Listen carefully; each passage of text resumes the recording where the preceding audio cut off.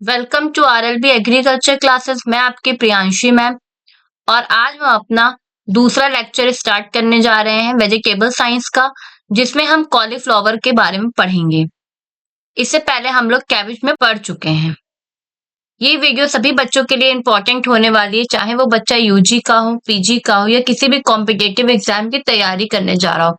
मैं बहुत ज्यादा ब्रीफ में जाके एक्सप्लेन नहीं करती हूँ, पूरी कथा जैसे लिखवा दूं। मैं खाली बेसिक बेसिक पॉइंट लिखवाती हूँ ताकि आपको इजी टू अंडरस्टैंड हो, और उसी में से आपके पेपर में पूछा भी जाता है। तो लेट्स स्टार्ट। कॉलीफ्लावर का बॉटनिकल नेम होता है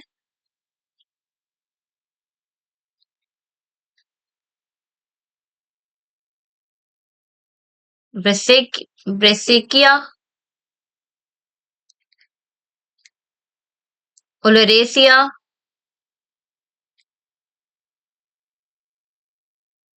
वैरायटी ब्रूकेल wrist.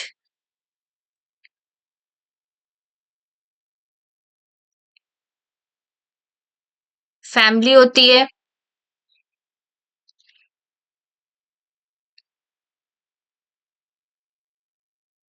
ब्रेसेसियाई।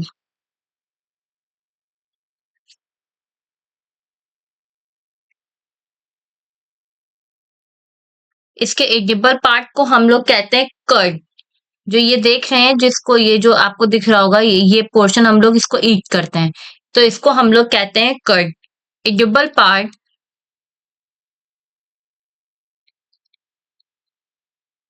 Part of cauliflower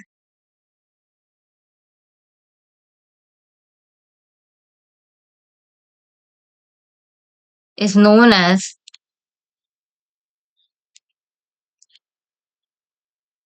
curds.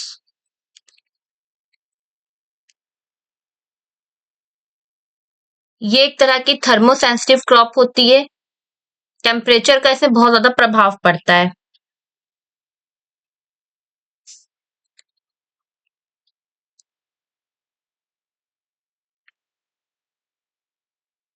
It is very sensitive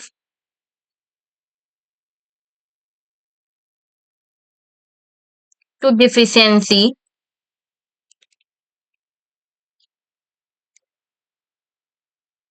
of boron and molybdenum.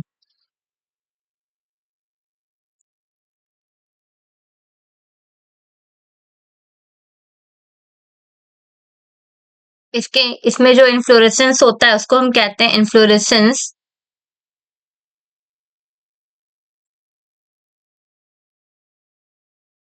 Resin.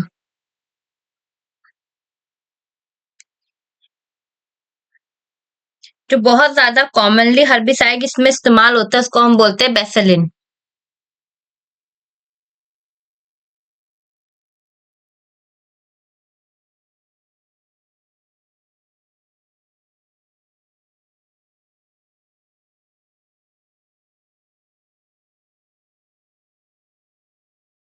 3.3 litre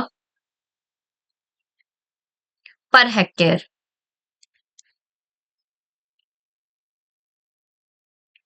अगर हम इंडिया की बात करते हैं तो इंडिया जो कॉलीफ्लावर है आपका, इसकी इंडिया का रैंक फर्स्ट है।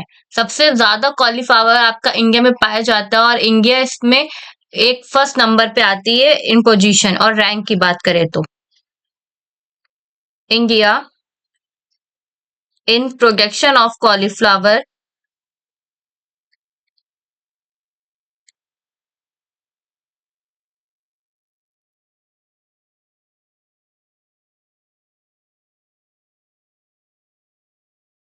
is first rank.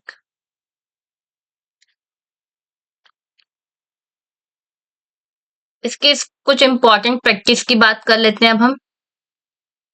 पहला होता है ब्लंचिंग।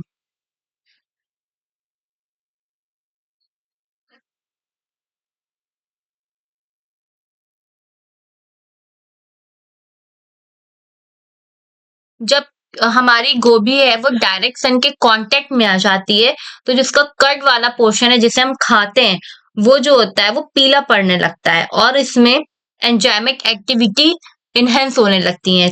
तो वो जो कंडीशन ब्लंचिंग की वजह से हम उसको प्रोटेक्ट कर पाते हैं। इस कॉमन आपके एग्जाम में पूछा जाता है कि ब्लंचिंग किस में होता है और रीजन क्या होता है ब्लंचिंग करने का। Common practice of cauliflower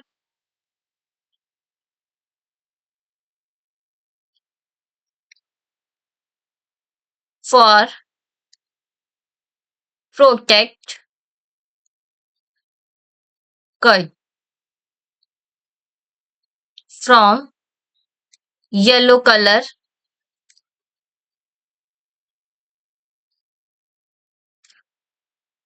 after their direct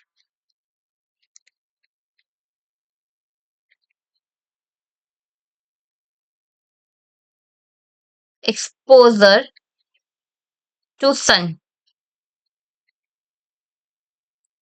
and to assist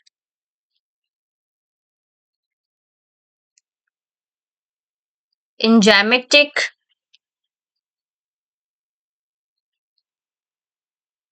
activity।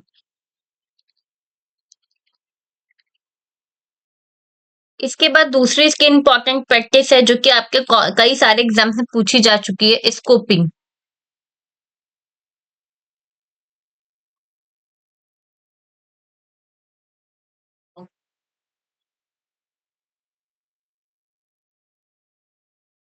इसमें क्या होता है, is special operation done in cauliflower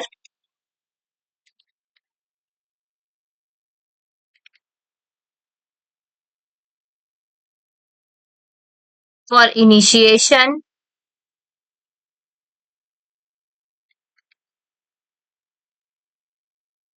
of flower stalk. Example Darjeeling hill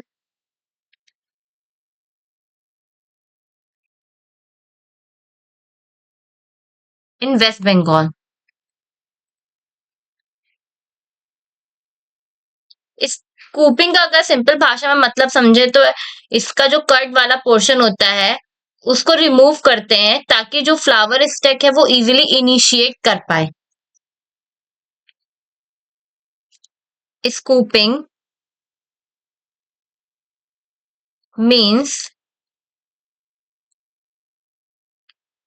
removal of central portion of cut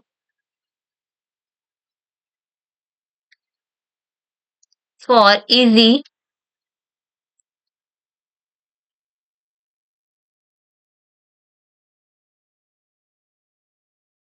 initiation of flower stock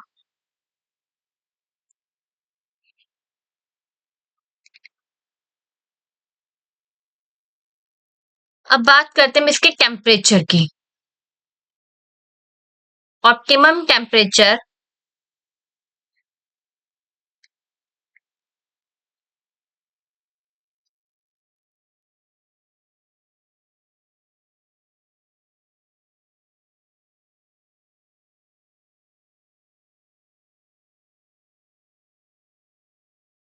for growth of young part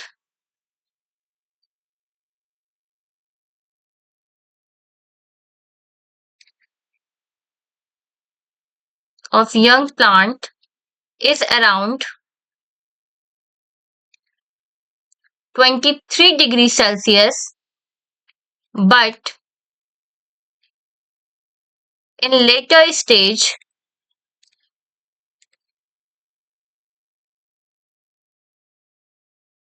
17 से 20 degree Celsius are most favorable.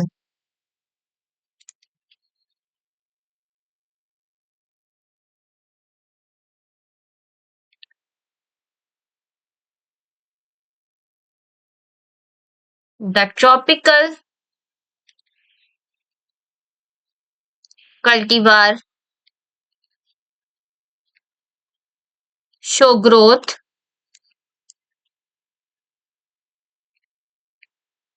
even at 35 degrees Celsius.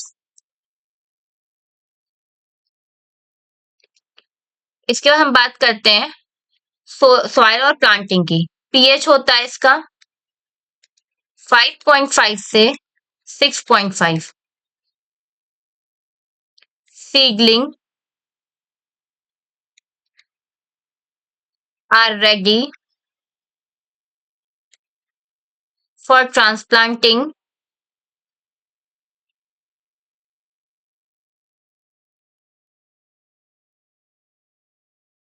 three to 6 week days after sowing.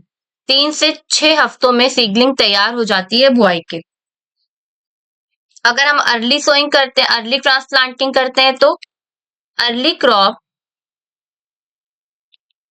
5 to 6 week days after sowing. इसकी variety देख लेते हैं। Pusa, beta Keshari, beta Kesari. ये एक orange colour की variety होती है, orange colour variety of cauliflower. ये कंट्री की फर्स्ट बायो फोर्टिफाइड वैरायटी है। It is country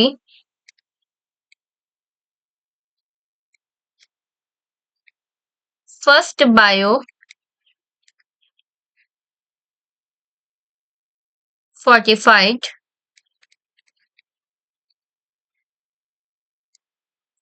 variety.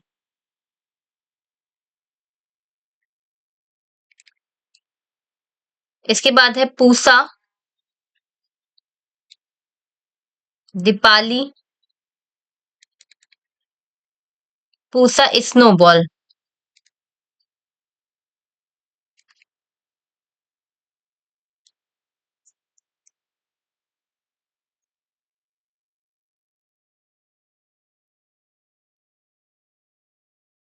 Self branch variety है ये, सेल्फ ब्लेंच वैरायटी।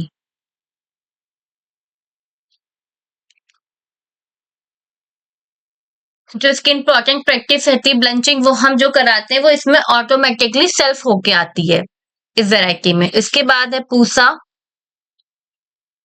हिमज्योति,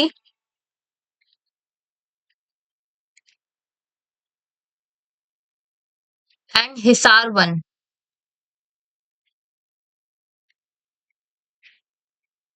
ये भी आपकी सेल्फ ब्रांच है एंड ऑफ सीजन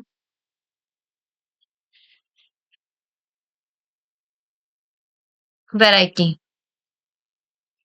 इसके बाद है पूसा सिंथेटिक,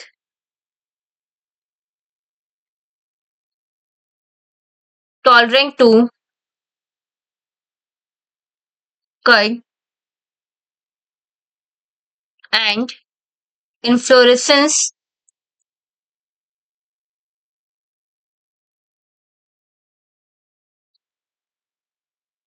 ब्लाइट।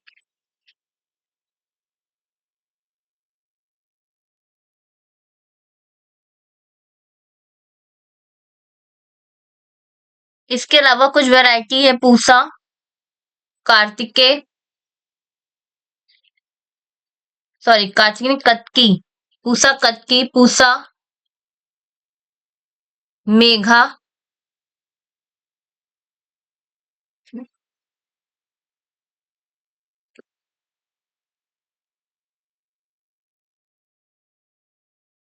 पूसा कटकी, पूसा मेघना, Pusa, early, synthetic,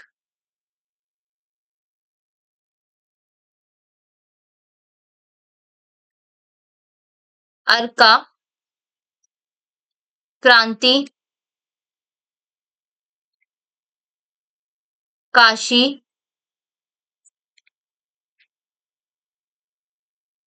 कुनवारी, Pusa, Deepali,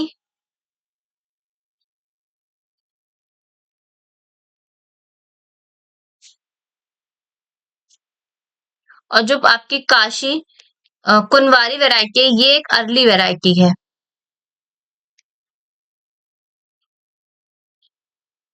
early variety of cauliflower. इसके अलावा है पूसा,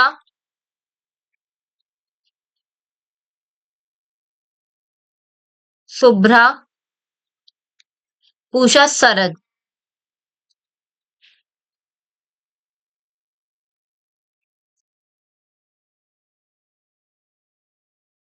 इसके बाद हम बात कर लेते हैं सीड रेट की। अगर अर्ली क्रॉप है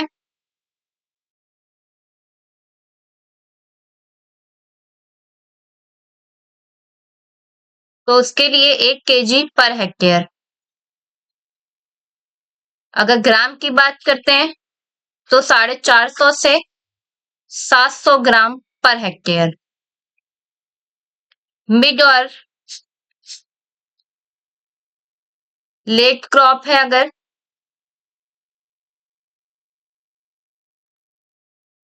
तो 300 से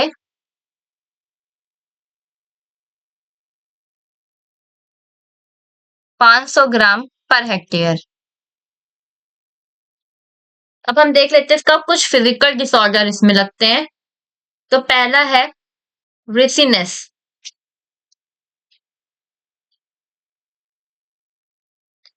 इसमें क्या होता है कि जो आपका कर्ड होता है वो थोड़ा सा वेलवेटी हो जाता है, मतलब स्पंज टाइप का, वेलवेट टाइप का हो जाता है, और फ्लावर के बड्स का फॉर्मेशन नहीं होता है।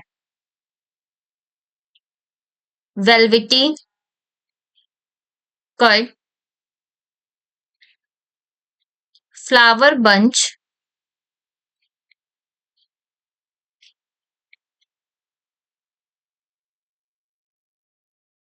फ्लावर बड भी जो है वो भी वेलवेटी हो जाती है और ढंग से खिलते नहीं है। ये क्यों होता है? ड्यू टू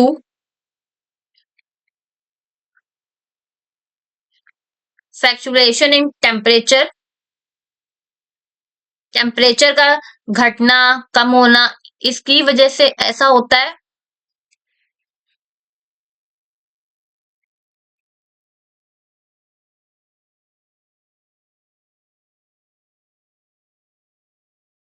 इसके साथ साथ अगर हाई ह्यूमिडिटी हो जाती है,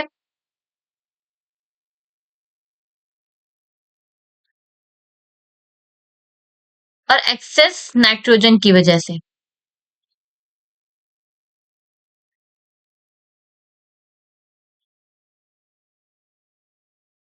इसके बाद है फजीनेस।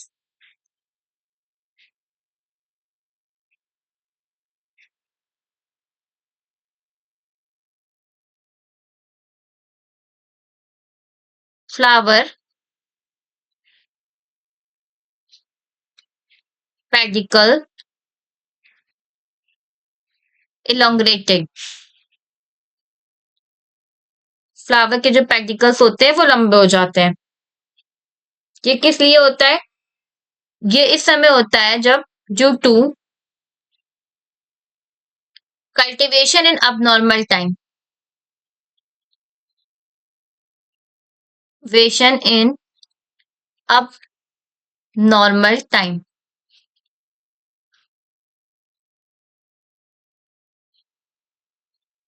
इसके बाद है blindness.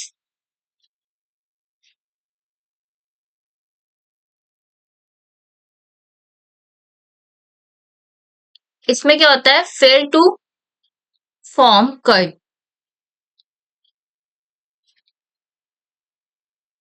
due to frost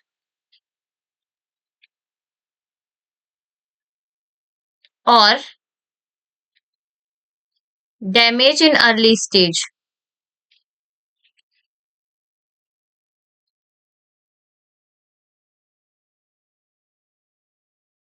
by insects.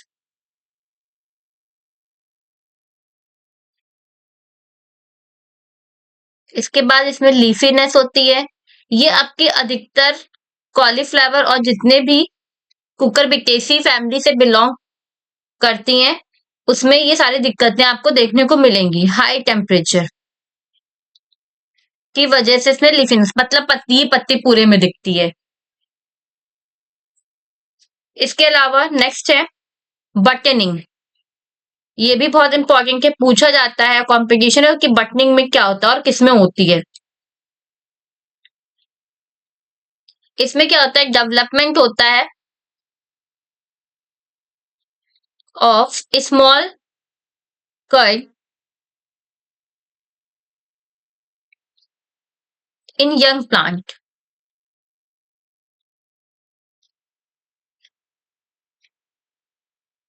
Due to nitrogen deficiency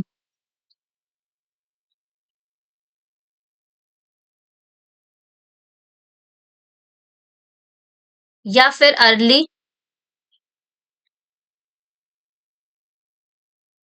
variety को जब हम लेट वैरायटी के सोइंग करते हैं तब इन लेट सोइंग तब बटनिंग देखने को मिलता है।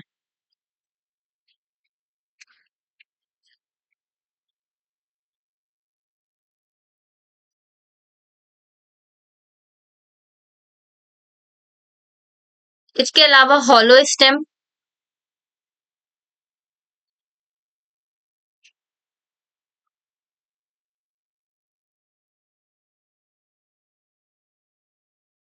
इसमें क्या होता है, early midrib of leaf, only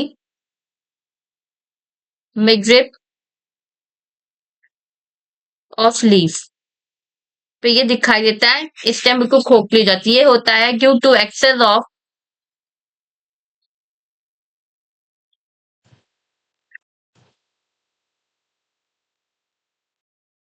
due to excessive nitrogen and boron deficiency.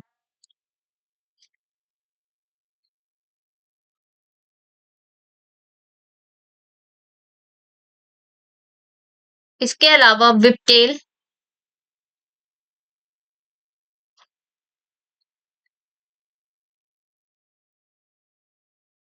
ये होता है मॉलिब्डेनम की कमी से।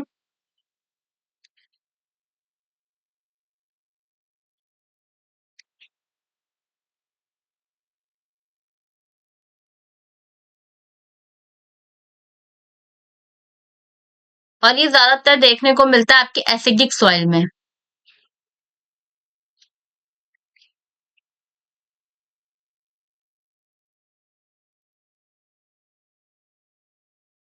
इसके बाद है क्लोरोलिसिस।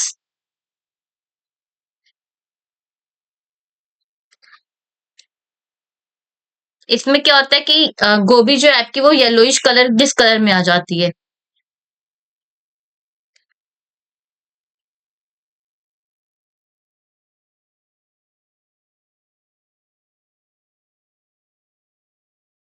मैग्नीशियम की डिफिशियंसी से ये होता है।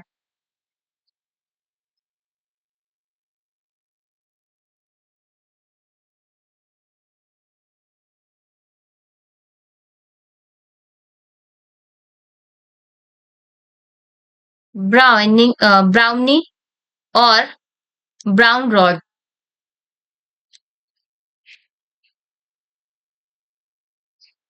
और इसको रेड रॉड सेक के नाम से भी जानते हैं। जो कर्ड का पोर्शन है वो भूरा कलर का हो जाता है, brown colour curd, due to boron deficiency.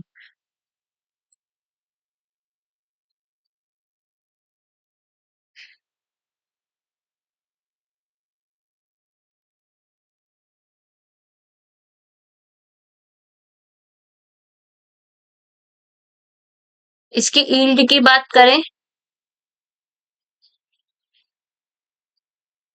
Early sowing में यील्ड आती है 80 से 120 कुंटल पर हेक्टेयर,